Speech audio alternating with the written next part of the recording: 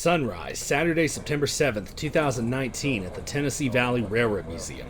It's the first annual Founders Day event to help celebrate TVRM's 58th anniversary, featuring a doubleheader on the Missionary Ridge local.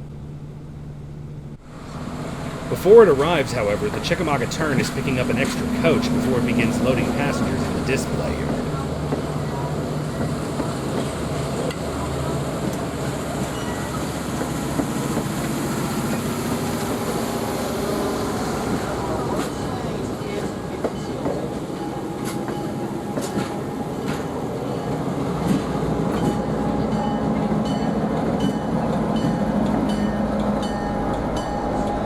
Engineer Jack Traylor backs the Tag 80 up to the end of the Y and collects the RF&P 857, which is parked up near the NS interchange.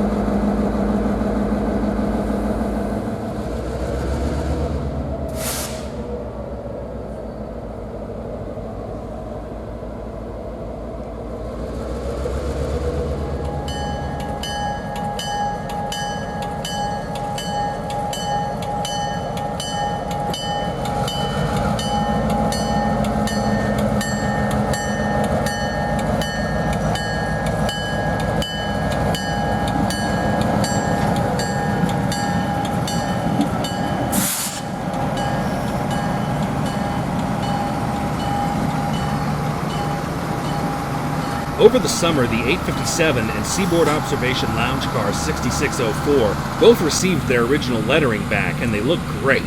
Simple, yet attractive.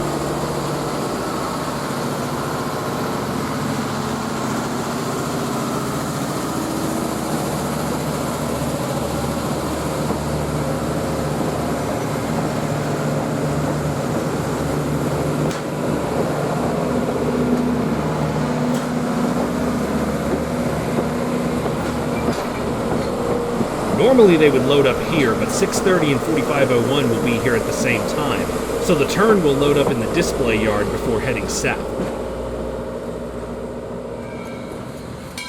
Soon the Missionary Ridge local arrives for the first run of the day. 630 leads out, but 4501 will lead on the return trip and the next outbound trip, giving guests a chance to ride behind both engines together with one on the point at one time or another.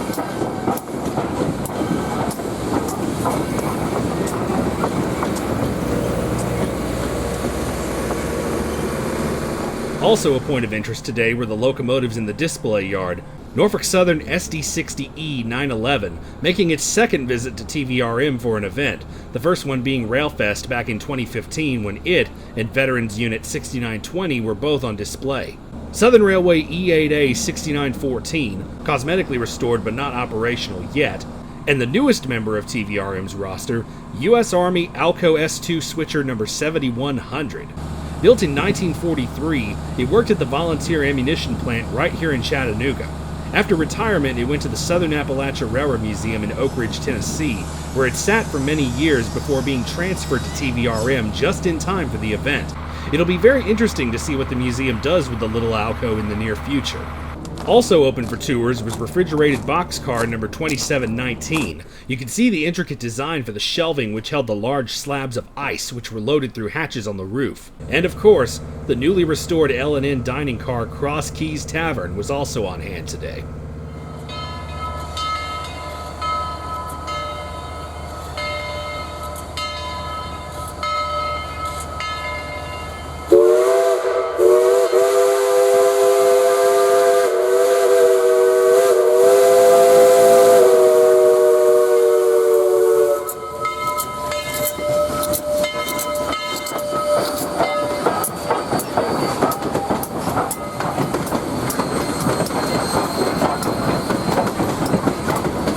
.4501 rounds the bend at the yard limits and pulls into the station for the next departure, which I would be on board.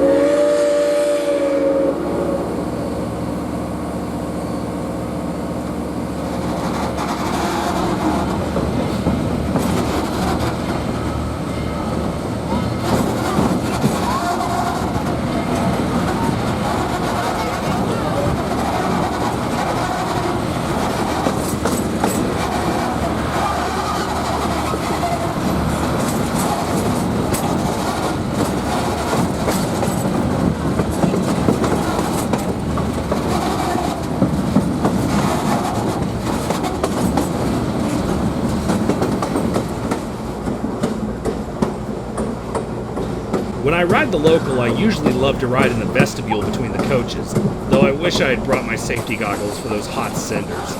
Ouch.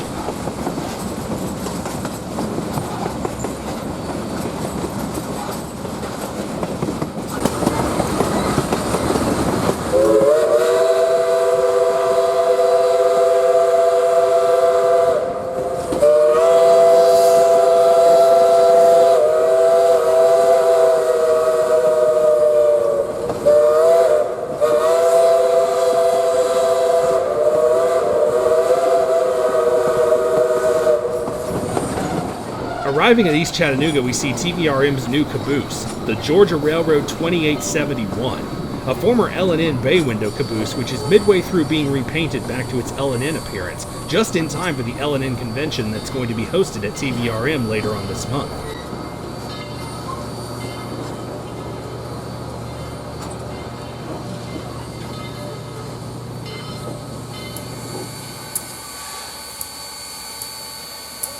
After arriving, the usual dance of turning the engines on the turntable begins. And that is because our table is unbalanced. Once the engine is fully onto the table, the car wheels down there under the shed are going to dip down just a few inches. That will indicate that we are balanced and ready to turn. Yeah, I'm only 6:30. Oh, okay.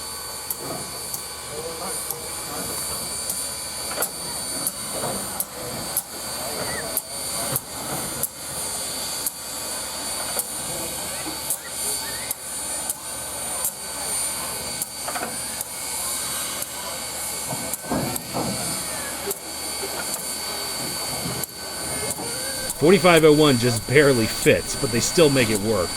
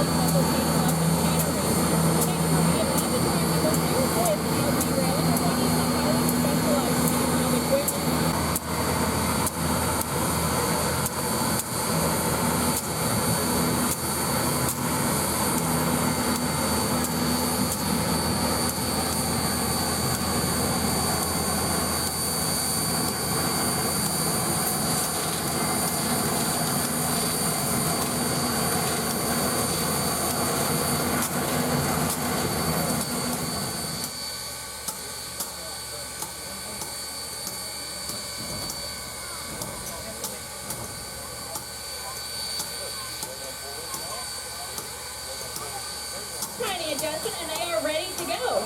Now once they are off, we are going to pull the 630 onto our table.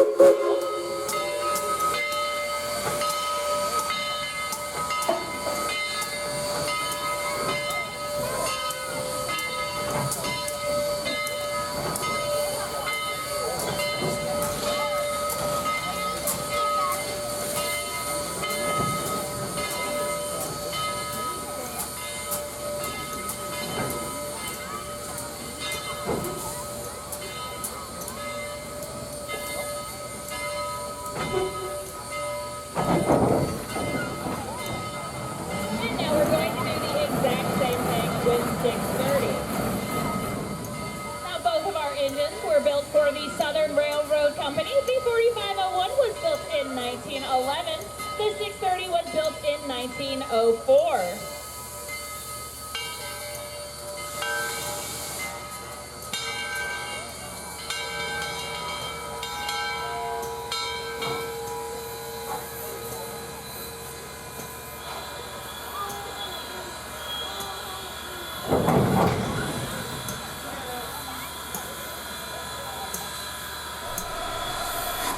630 goes next and will lead back to Grand Junction.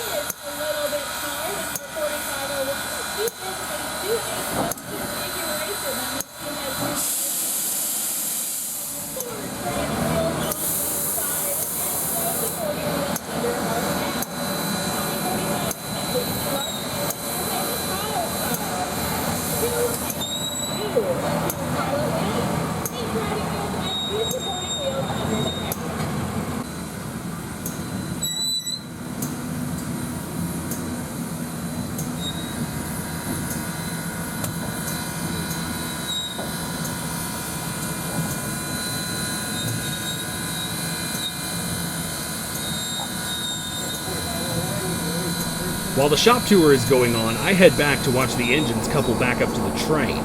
Because of the train's unusual 4-car length, 4501's right cylinder is blocking the switch, so 630 can't pass until a few small maneuvers are done. First, 4501 backs the train towards the turntable area to clear the switch. That gives 630 just enough clearance to go on through.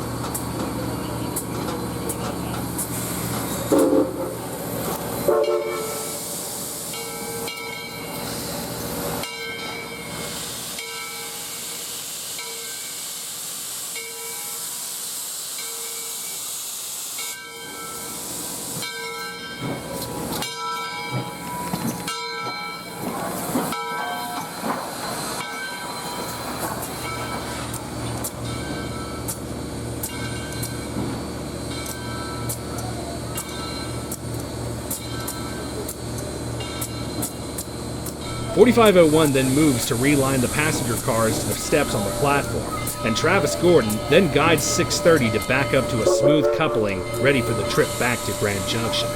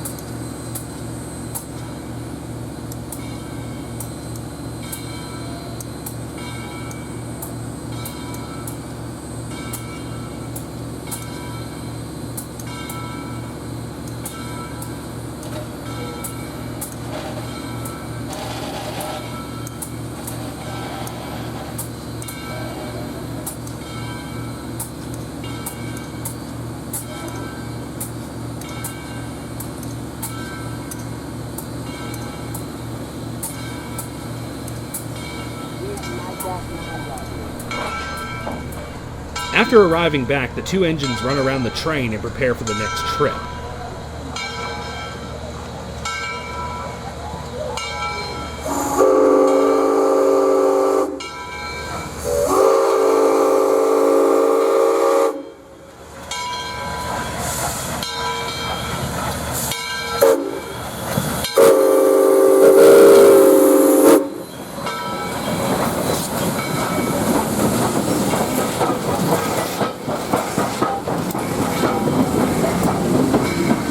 After they left, I turned my camera to the main line. The Tyner local was coming back running light with a former Union Pacific Snoot-Nose SD40-2, leading a former Norfolk and Western SD40-2.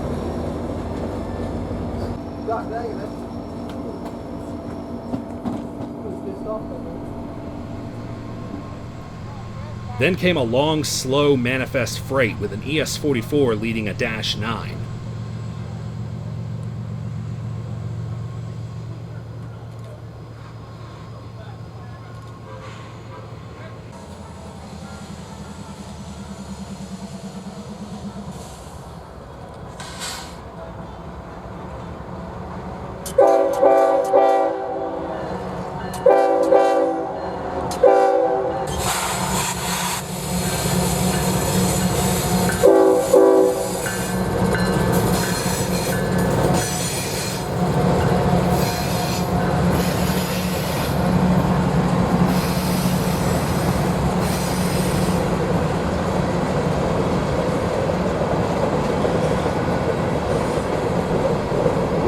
Midway down the train is a second ES-44 acting as a mid-train DPU. With precision schedule railroading in place on NS and other roads, these mid-train units have been turning up more and more on mixed freights.